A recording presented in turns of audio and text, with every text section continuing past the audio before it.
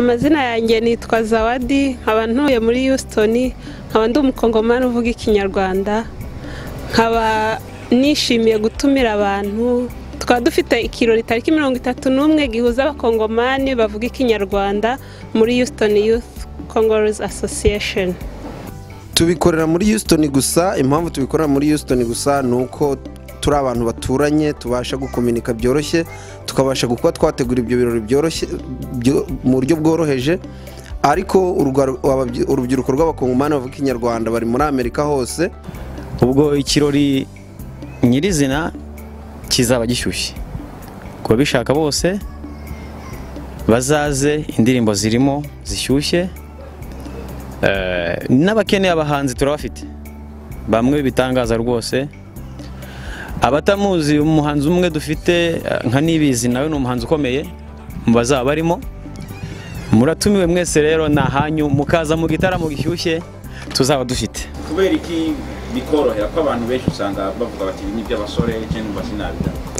Nkuko mubibona ndi urubyiruko kandi n'abasore nabo bakaba ari urubyiruko, so nkaba nifuza bajya bavuga ko nta muntu wigira, aho urubyiruko rwose ruri. Niyo mpamvu numva ko twafatanya, haba abasore haba inkumi, twese tugahuriza hamwe ibitekerezo tukabihana kugira ngo turusheho kuba twazamuka neza, tunazamura barumuna bacu.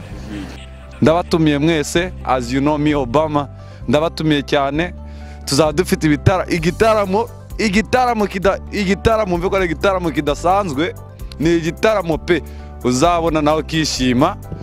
Hazaba hari abantu benshi batandukanye, tuzabyina n'intore, tuzacinya umuco. Mwese muratumiwe, waba uri hanze ya Houston, waba uri muri Houston, ni karibu, ni ikaze, uratumiwe. Tariki impamvu twahisemo nuko ari tariki isoza umwaka, turi kugira tuzishimane n'umuryango, twishimane n'abavandimwe, abantu bose turabatumiye.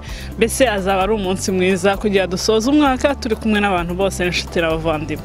Nkurikije uburyo ababyeyi babyakira birabashimisha cyane, kuko usanga bishimira uburyo urubyiruko dushyize hamwe.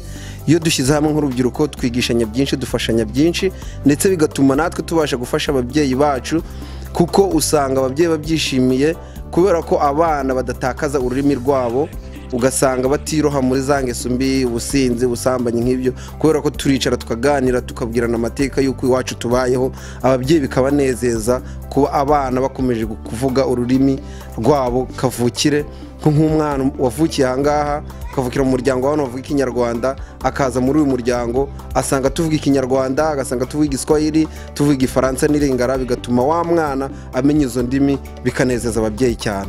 Hari benshi twabwiye ko bagomba kwitabira bakaza, twabaye invitation, hari na twayikohereza ama SMS asanzwe, ariko noneho nkababashe kuba bambona ahangaha n'uwo twibagiye kuba twabwira, please turamutumiye azaze yumve yisanga.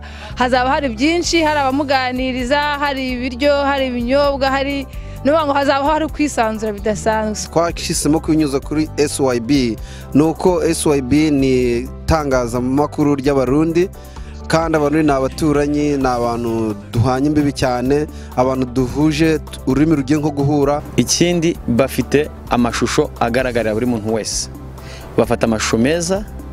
Niyo mpamvu twahisemo kuyinyuza kuri bo, kandi no mu rurimi mu buryo butworoheye twumvikana nabo, so nta mpamvu yo kujya guca kure, kandi dufite abaturanyi beza.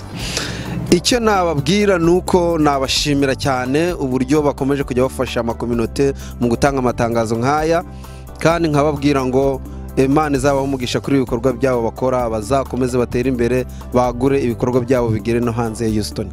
Our ceremony is going to happen on December 31st, 2017. We'll be having a lot of people coming in from different countries. And for those who's not going to be able to be with us, please go to our YouTube channels and subscribe. That will be more easier. Turi gutegura ibintu bizatuma museka, urukweto ruzahengama, museke mugera kuri muzitso.